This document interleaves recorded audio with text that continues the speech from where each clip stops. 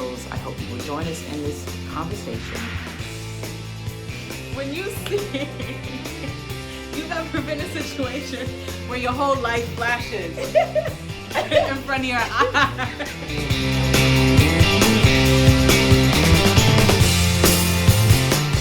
Hi, and welcome to Conversations. I know it's been a minute, and so my apologies for being gone so long. I have been really busy with starting a new business and dreaming up more businesses as we speak. I'm dreaming them up. I'm not big on being very vulnerable with people. Definitely not vulnerable online. I tend to always show the better version of myself, and so it's sometimes it's hard to talk about stuff that's very personal, and so I'm going to talk about some stuff that's personal. So for those of you who hate this stuff, you can click off the video, and my apologies. And for those of you who may not mind this stuff, let's talk about it. Here we go. Okay, so I am a big proponent of keeping your personal relationships off of social media. Just don't put it on there. Take it off, get away from it. Don't do it. But my close friends and absolutely my family knows that, for those of you who don't know, I was married technically I'm still married. But when I say married, I'm talking about being in the marriage and being an actual couple. So I have been married for 18 years to a really great guy, a wonderful guy. And I remember when I was telling some of my family and some of my friends that I was separating, they were like, why? Why would you leave Mike? Why? Because, to be fair, Mike is a good dude. He has always been a really good husband to me, a great father to our kids. He's taken care of me as best as he can, and with the capabilities that he's had. There's no complaint about that. I would never tell anybody that I had a husband that didn't treat me well. He absolutely treated me well, and he absolutely treated our kids, and still does. I used to make fun of him, and I'm like, I love our kids. You're in love with them. And that's true. And anybody that knows him and has seen him with his children will affirm that he is in love with his children. He doesn't just love them, he's in love with them. So he's been that kind of father, and he's been that kind of husband to me. So why am I separated, and why am I not with him? So Mike and I got together very, very young. I was 19 when I met him, 20 when I married him, 21 when we had our first child. And I married him at 20. I was 20 when we got married, and he was 22. So we were babies. We had no idea about who we were, about what life we wanted to create for ourselves, and we had no idea about any of that. I just knew I met a guy that treated me like pure gold. He was a gentleman, he was kind, he was giving, he was generous almost to a fault. Like if I had been that girl, that was gonna goop the fellas, he would have got gooped by me, because he was just that generous from the first day I met him. And so we got married, and again, I was young, and when you're young, you don't consider a lot of things that you should consider. One of the things I did not consider was what it would be like to be in an interracial marriage. For those of you who know Mike, Mike is white, and I am a black goddess, but he's white, and so I didn't even consider what being in an interracial marriage or relationship would be. I was that girl. I love you, you love me, let's get married, let's do this, right? that was the extent of my thought process about getting married and being in the marriage. And so we got married really, really young. And I feel like for our 20s and part of our 30s, we were so busy raising kids because I had a child every third year. So I had Jordan when I was 21, I had Jaden when I was 24, I had Sky when I was 27, and we thought we were done. I was like, I got 2 boys and I got my girl, I'm done. And then I got the pregnancy bug and I had Logan at 32.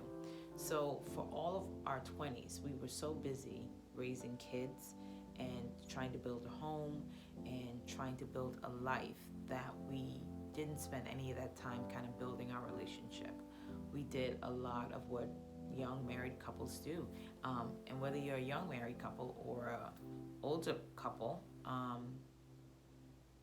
that get married, you spend a lot of time just kind of building this life. And so we were trying to buy our home, our first home, and buy cars and make sure the kids were in good schools and good neighborhood. We're so consumed about all of the stuff of life, we didn't realize, or I didn't notice, that our values were not the same.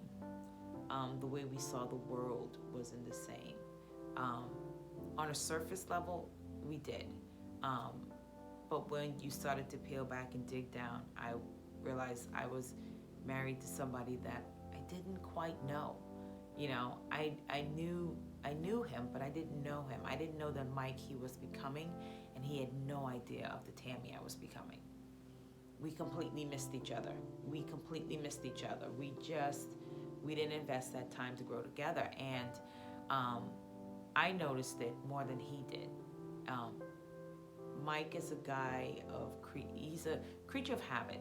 He has his routines, and he just loves, and he just accepts. And I love and I accept, but I'm one of those people, I love and accept and I expect change. Like, I don't want to look up. Like, for some people, it's comforting. And I remember saying this, and somebody said, what? I would love that. For some people, it's comforting to wake up and feel like you're still married to the same person you married in your 20s. That wasn't comforting for me. That was distressing. It was distressing that I was waking up to the same person I married in my 20s, that there had been no change, no kind of evolution in thought, no kind of a different drive, a different motivation. And that felt very stifling to me. And so when I kind of woke up at the 16-year mark of our marriage, and I was like, this isn't working. Like, I need you to grow with me. I need you to change and evolve with me. I don't want to be married to the skinny kid I met in college, that wasn't even sure if he was black or white, He was the kid with the pickup truck, with the baggy pants. He had a grill, like a gold grill in his mouth, and he's wears his hair braided, and I'm like, I don't want to be with that guy. I don't want to be with that guy. Like, that guy was cute and he was fun for what it was, but I don't still want to be with the guy that is still dressing in the baggy jeans and the big oversized t-shirts at 40. Like, that's not cute to me. And for him, it was just like, well, this is who I am. Take me or leave me. This is who I am. And I felt so confined and restricted, and I felt like I was growing and evolving into this more mature, more polished, more, more worldly woman. And I had a husband who wasn't. And not only was he not, he wasn't interested in it. And so that was a lot of our conflict. I woke up being married to a guy that I didn't recognize, and not a guy that I still wanted to be married to. I think that's the best way to describe it. It's like I wanted a different and a better version of him. I wanted to see him grow and evolve as a man differently, and I was still dating, married to, the 22-year-old Mike I met in college. And so, we had a lot of breakdown around that. And for me, I needed intellectual stimulation and emotional stimulation. And so I started to look outside for that. For me, it was never like sexual stimulation because, been married for a while. Really, honestly. But I needed that emotional and intellectual stimulation that I wasn't getting from Mike, from my husband. And so I sought that out in other um, other guys, other men. And sometimes the conversations could be, we would be sitting and talking about politics for 4 or 5 hours. And so for me, I was having emotional affairs. And I think just seeing that there was other men out there that cared about what I cared about, saw the world the way I saw it, and full disclosure, they were black men. And I think part of that was what was happening around in the country at the time too. There was a lot of, this was around the election of Barack Obama, and the way that white people felt about him, talked about him, and treated him. And so I feel like a lot of black people turned to other black people because we just, we loved our president and we hated about the way he was being talked about and treated. And so, Mike, let me be clear, he did vote for Obama and he was an Obama supporter, but the conversations about the micro aggressions were different. Like, those were not conversations I could have with him about what was happening. And then the way we saw police brutality, it's a weird thing because I'm like, you're a white man with black children and they're in the house with you and you're still doing that white thing where you want to give the cops the benefit of the doubt. And I remember having a moment where I thought my head was going to explode. And I was like, what in the entire is going on here? And it's those moments where you go, he is white, he's been socialized in whiteness, he is white, he's been socialized in whiteness, and it really doesn't even matter that he has black children. He's been socialized in whiteness, and some of the socialization around whiteness is to give police officers the benefit of the doubt even when things are abundantly clear. So it was we were having a lot of those issues that we weren't having at the beginning. And so a lot of that was around our separation. And again, I don't share my personal life. I don't even talk about this stuff. My friends know that we're separated, and my friends know that, we are, I feel like eventually we will be divorced. And I said this to people go, why aren't you divorced? And I said, well, one, to be honest, and I'm kind of glad I didn't file, because he works for the post office and he has really good insurance. He just does. It's cheap and it's good, and I don't want to give up my insurance. But second, I think we both just came to the decision or the conclusion that, Mike loves me and I absolutely love Mike. And, God forbid if I drop dead, whatever money I have in my 401k or whatever assets I have, I wanted to go to him to be able to take care of himself and our children. And I think the same for him. And he said the same. He's like, if I drop dead, I want you to be the person that is responsible for my body and my burial, and to get access to my pension and my 401k to take care of you and the kids. Because although we're separated and I feel like divorce will at some point happen, we still love each other. Like, I still love him and I still care about what happens to him. He will forever be the person that I'm going to be wishing the best for and rooting for, whether that's in love, in life, in all of it. And I feel like he feels the same way about me. And I just think that's where we are in our marriage, in our relationship. We are great co-parents. Our separation wasn't ugly. It got tense at sometimes, but it never became ugly. Like we were never hurling insults at each other and never doing any of that. Like that's just not what it was. And I know for a lot of people that was strange, but if you know me, I don't really like drama. Like I avoid it at all costs. I just won't engage. I will not engage. I will state my opinion about whatever it is I want to talk about. You will feel whatever you feel about it, but I just won't engage. I really just won't engage. And you may not hear from me for a little bit. You may not hear from me ever again. I mean, it just depends. I don't engage in that stuff. And I feel like he is the friend for me, and I hope that I'm the friend for him that he knows he can call on and depend on, because he definitely is that guy for me. Not always, like I said, we were separated, and so, there's some times where we bump heads and things don't go so well, and I wish he would do things a little bit differently than he does, and I'm sure he wishes I would do things differently than I've done, but, we are needling our way through it. One time he came over and he said, he was bringing the kids home, and he said, we were sitting outside and we were talking about something that we needed to do. And he was like, I don't know why, he said, well, we're going to get back together at some point. I don't even know why you're, doing something. And I looked at him, I'm like, no, I don't think we are. I don't think we are. And so who knows what the future holds, but, I figured I would share a little bit about this, about myself. Again, it's very personal. I don't share my personal life that way, but if this helps somebody, great. If it's just like, oh, well, that's interesting to know about her, great too.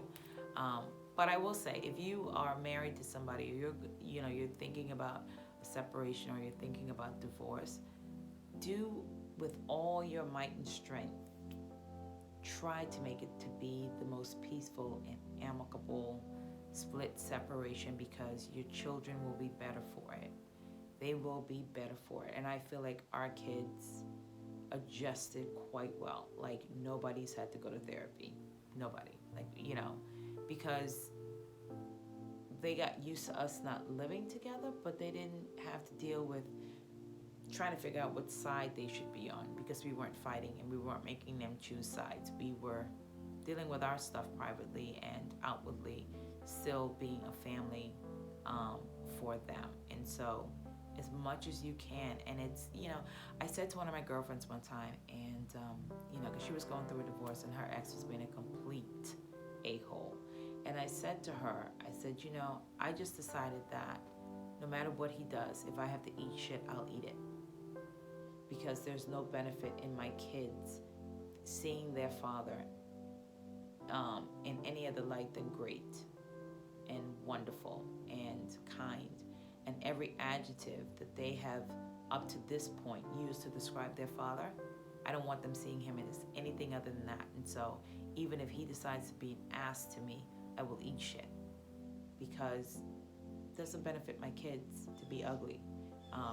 We're both their parents and they love us both, and I don't want them to have to choose between who's right and who's wrong. And the things that happen between me and their dad are adult stuff, and that's not for them. And so if you are in the middle of a separation or going through a divorce, eat shit. If you have kids, eat it. Eat it, because in the end, you're going to save yourself some therapy bills, some trauma for your children, because the truth is, women are just strong. We power through a lot, and if it's for my kids, I will power through it. And so again, I don't know who will see this video and what you take from this, but I just wanted to share something a little bit more personal about myself. Again, I try to keep things to myself. I don't disclose on my social media about my dating life or anything like that. Like, that's personal. But we are, I think, 4 years into the separation now, and so yeah, there's a second story about us cohabitating again, but that's for another video. Thanks for watching, guys.